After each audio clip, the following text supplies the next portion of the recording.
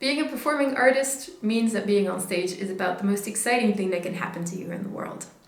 However, it's not only what practice you did in advance that makes sure that you can have a good gig. It is also making sure that you have your checklist and make sure that you're fully prepped and prepared to go on stage. So, if you have experience already, then some of these things will be very familiar and maybe also a bit funny to be reminded of. If, however, this is one of the first times that you have a gig, then this can be of great help to you. At least I hope so. So, let's find out if it is.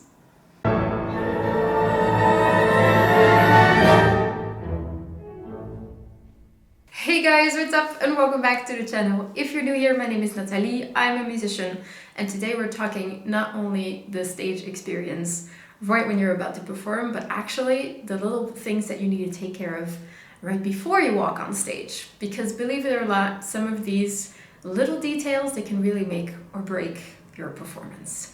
So without further ado, let's find out what these are.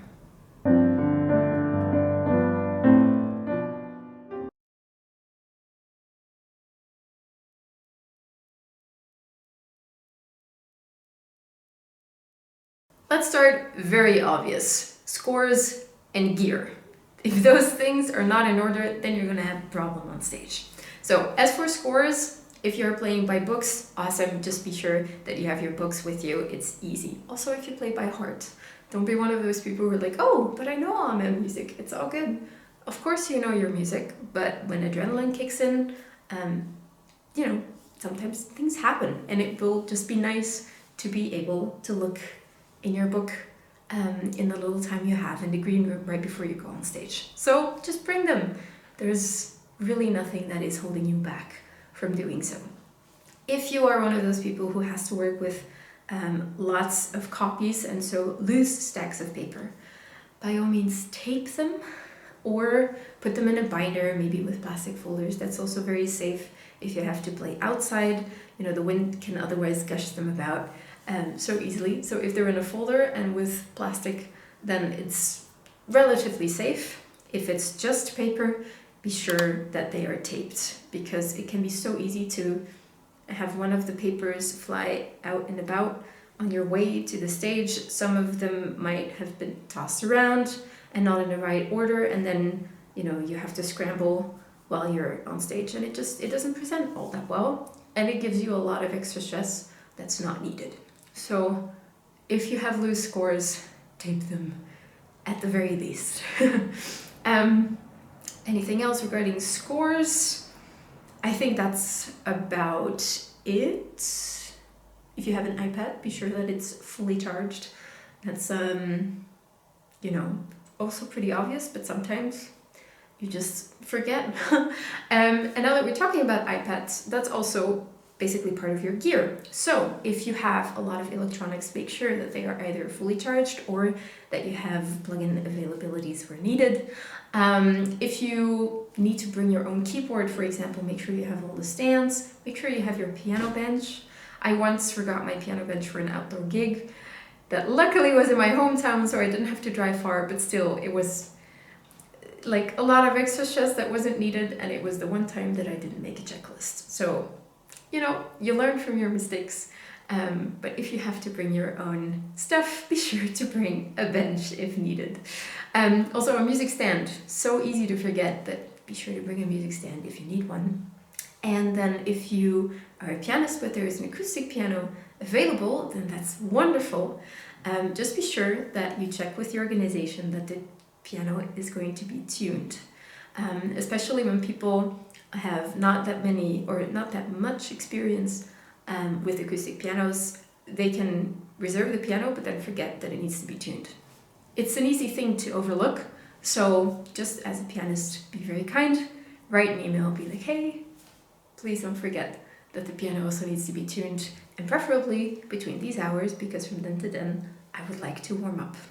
Also important, but I'll come back to that later. So, scores and gear, make sure that those are set, and then at least you have taken one big hurdle before you have to go on stage. Secondly, the outfit. I know it seems so trivial, But when you're on stage, you need to look the part, and you also just need to fit the occasion. Playing on a wedding is a totally different thing than playing in Carnegie Hall. It's a totally different thing than playing on a business gala event, something like that. Each event has its own dress code, and if you're not sure what to wear, then by all means just get in touch with the organizer and be sure that you have at least a rough idea. Even aside from that, so aside from fitting the part, you also need to be very comfortable in whatever you're wearing, because this is not a fashion show, it's about you performing music. And if anything is obstructing you to make the best music that you can, then in my opinion, it's not worth it. Better to be comfortable and still, look very presentable on stage and look the part than wearing this super fancy, I don't know what, and constantly be uncomfortable, maybe tense somewhere, and that's not worth the stress, in my mind. You can totally contradict me on this, but I've noticed that the more I feel comfortable in my clothes, the better I play on stage. If you have long hair, like I used to, then maybe you want to be sure that you can braid it or make a nice updo or anything, so you might need a lot of extra attributes for that.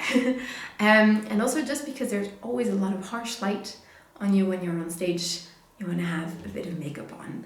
And me being, going through life with as little makeup as I possibly can, I tend to forget that with makeup, de-makeup is also very important, because a little accident can very easily happen.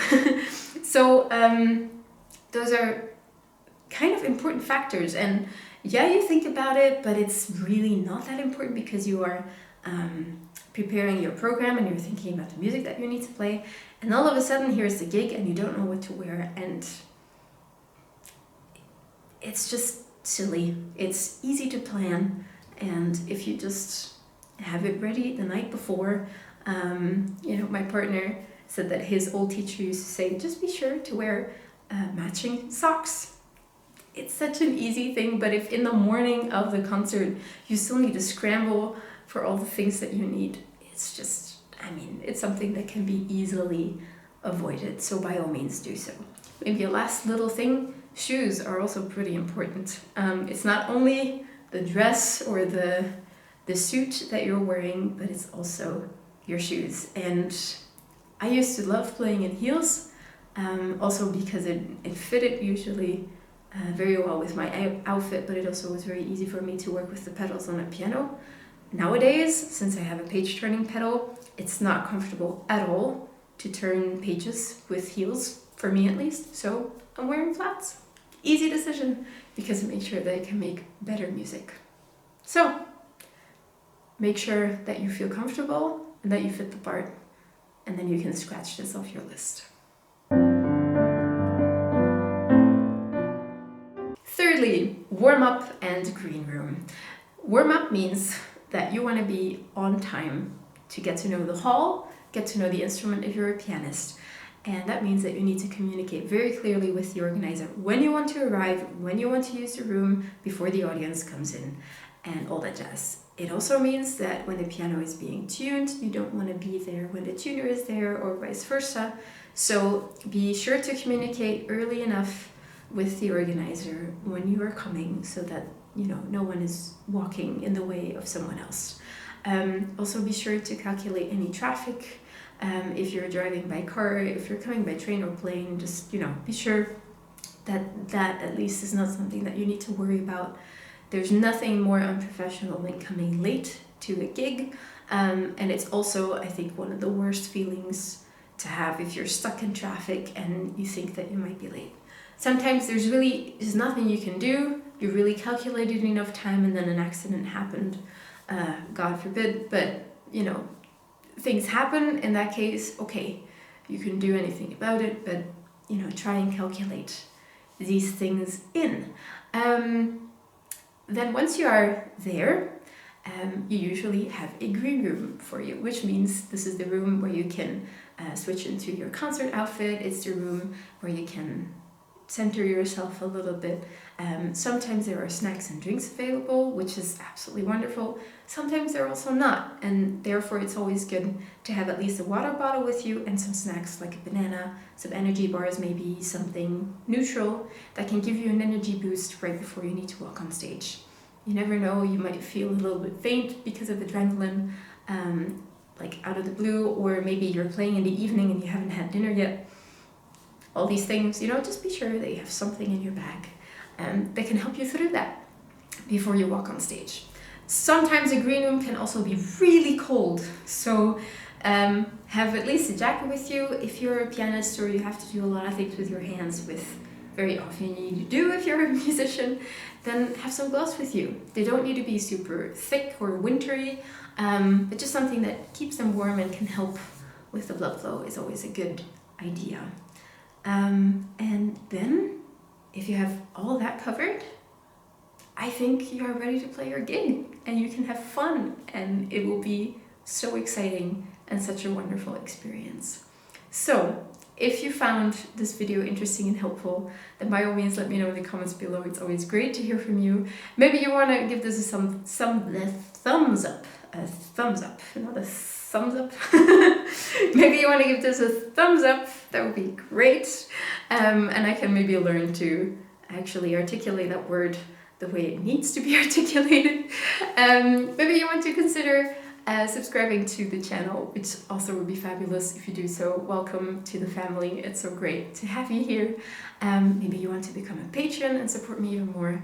That would also be absolutely ravishing. So you can check that out in the description box below. I will see you again with a new video next week, Friday. And in the meantime, I wish you a wonderful, happy, sunny, carefree weekend. See you next week.